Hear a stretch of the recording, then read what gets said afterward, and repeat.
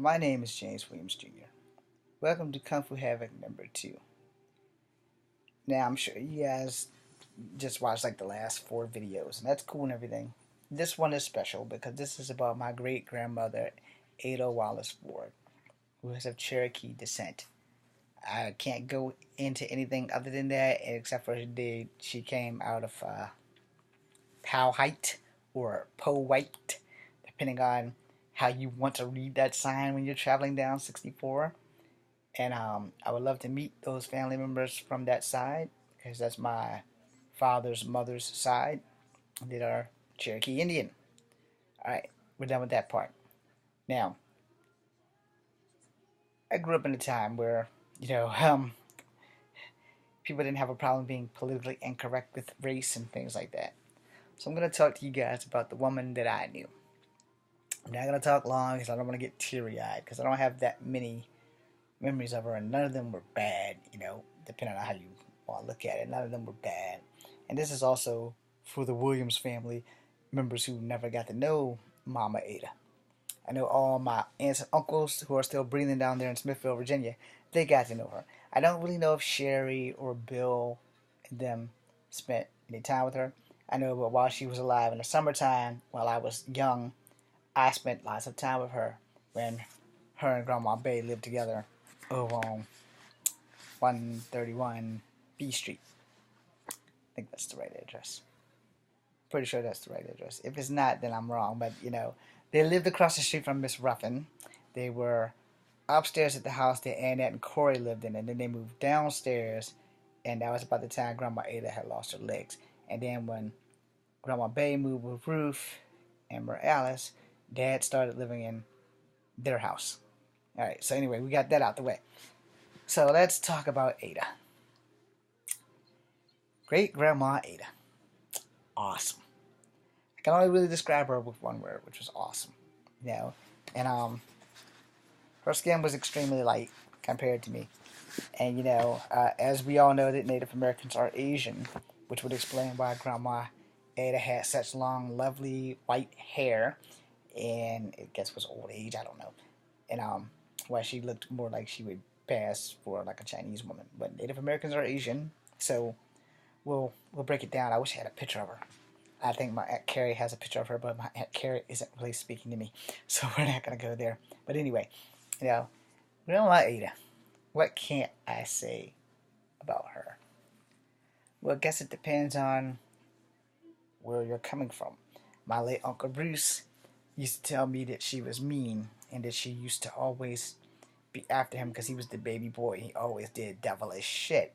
I really don't know how much of that is true, and I don't know if he's ever shared any of these stories with his son, Bruce Jr., or his daughter, Sherry.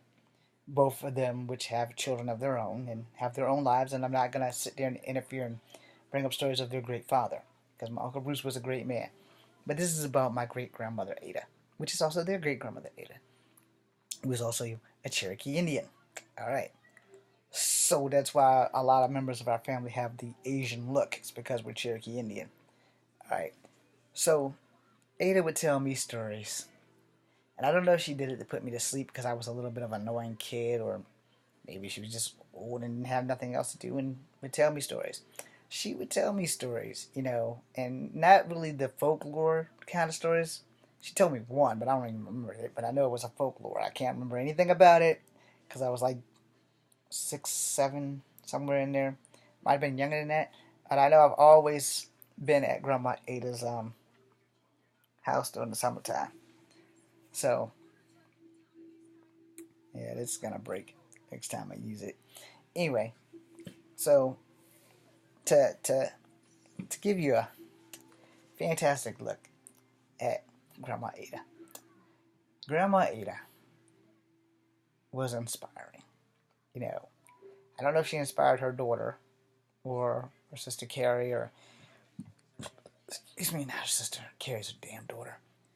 I don't know which kid she inspired or which kid she didn't inspire, because they're kind of scattered all over Smithville and Philadelphia and shit like that. So we're gonna go with what she did for me. Grandma Ada gave me imagination. Grandma Ada made me want to learn how to read. And Grandma Ada would only say one really bad thing about white people. Only one. It's only one thing, and I remember this. So when we would like walk or whatever, if white people would not be polite to her or whatever, and she would never say it out loud. But when we got to the house, she's like, you know what? The only thing our ancestors ever fucked up with was letting the white people come ashore. Said we should have swam under the water and drill holes in their boats so that the gunpowder would be wet. That way they couldn't shoot and take over everything. Now that being true, I don't understand why the Native Americans didn't do that, but since they didn't, here we are. I'm pretty sure that if they did, I probably would be full-blooded Native American and not black. But anyway, we're gonna go with that and leave it there. I don't think she said it because she was being evil. I think she mostly said it out of being angry. And you know, when you're a man of Native American descent, you already have it bad, but the women had it far worse. There was always the chance of being raped and all this other shit that was going on. And I mean, there is no crime worse than being raped in my book. I mean, murder, I'm sorry, this might be straight out of Cherokee rule number one, but there is a time to kill. And most of the time that involves when somebody's fucking with your family or your tribe and they got to fucking go. But as for Aunt Ada, Grandma Ada was not one of the people who would vocalize a lot of her anger out in public. But, you know, back at her house, you know, I wouldn't say she was prejudiced or racist. I would say that she was just angry at how the world worked, you know. So I give Ada her props because Ada made me want to stand up for myself, you know, and not take a lot of shit. She didn't take a lot of shit, but she also didn't vocalize. Unless it was like very fucking important, she didn't vocalize shit in public, at least not around me. Now, remind you, I live in Charlottesville and she lived in Smithville. So whatever happened when I wasn't there, I can't confirm or deny because by the time I was like 7 or 8, she was passing away. And so it was like, I had to enjoy what little bit of time I had with her. But you know, apparently, according to certain people in the family, she had her favorites too, and I was amongst them. And according to Ruth, it was probably because we were the light skinned kids. I'm sorry. I'm sorry, Aunt Ruth, but you know, you told me, so I might as well go ahead and put it out there because you like me and you don't want people telling those motherfucking lies. You know, so, you know, the truth be told, I'm pretty sure my Aunt Ruth remembers the conversation. She's like, yeah, Ada probably like you the most because you look most like her. So it's like, yeah, we have those strong Native American genes there, and you probably look just like her to her, so that's probably why she likes you the most. But I don't recall being her favorite, so you know I can't really say anything. I'm pretty sure that if I was a girl, I probably would have been her favorite. She probably would have left me everything then, but you know, as a guy, I'm not gonna go around dressed up like a squaw. Okay, it's not gonna happen because I'm not gay. But you know, my dad got her hatchet. I have the hatchet now, somewhere in the shed. It's not a traditional tomahawk, but it is a hatchet. So I don't know where the hell she got it from, but it's rusty as fuck. I don't recommend using it for anything because somebody's gonna get hurt. But you know, as a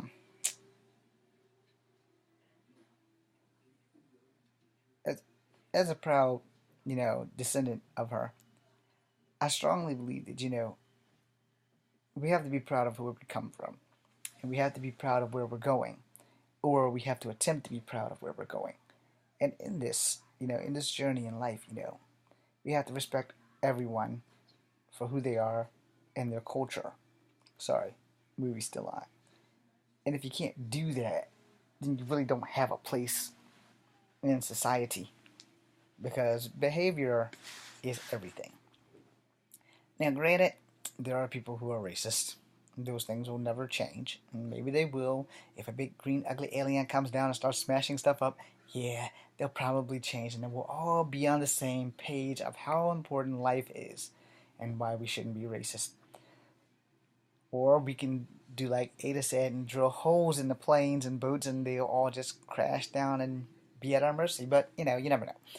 So, we're gonna be polite about this. Ada, the great woman that she was to me, might not have been great to everyone else. So I can't, like I said, I can't acknowledge it, claim it, or deny it. But I can say, when I was a little boy, she did play in my hair. She cradled me a lot, and I sat in front of her, Indian style, and I listened to her stories about going to school and walking through the creek for miles because they didn't have a Native American bus where they had to go to school, but they didn't have a Native American school except for on the resi. And then when they moved to like the city or whatever, they had to go to the separate but equal schools, and they didn't really kind of, it's kind of a fucked up thing there where you have to you're not black, you're not white, you're just kind of there. So I don't really know how much truth of that is. I just haven't had a chance to Google it. But separate but equal was probably a good thing and a bad thing at the same time. And for the Native Americans, it was probably like one of those other confusing things about how if you do this, I'm gonna do another video about Native American stuff. If you go to these schools and you're Native American, a lot of Native American men and women don't cut their hair. In the early Western takeover days, they chopped off all our hair. It is like, yeah, you want to scalp us, so we're gonna scalp you, and make it a requirement. And that's just the way things were as progress, if you want to well call it that, went on. Some Native American men would wear their hair long again, and the hair was a symbol, a warrior symbol. Both men and women both wore their hair long. We didn't have scissors for that kind of shit. Scissors was for cutting meat, and making equal portions so that everyone could eat in the tribe. And all of a sudden, the Europeans come over, the French, the Spanish, and life is over, so to speak, or the way of the warrior has been changed, and we have to adapt to um, non-tribal rules and stuff. They give you a hunk of land and call it a reservation, and this is where you're gonna stay. I got off at Ada. I'm sorry, Grandma. I'm gonna end on Ada though. This is where I go back to what she used to say when I was a boy. Our people fucked up. What we should have done was swim out in the water, because we could swim, and drill holes in the boats, so that the boats would sink at sea, forcing everyone to come aboard without weapons. And then it would have been a fair fight. Because, you would have had guns, you could probably only get one shot off, versus bow and arrows and spears, where you can get more than one shot off if you have a bow and arrow. But superior firepower generally outwins everything. They had gunpowder. So fuck you, Marco Polo. My name is James Williams Jr., and I'm going to end this right now. Thank you guys very much.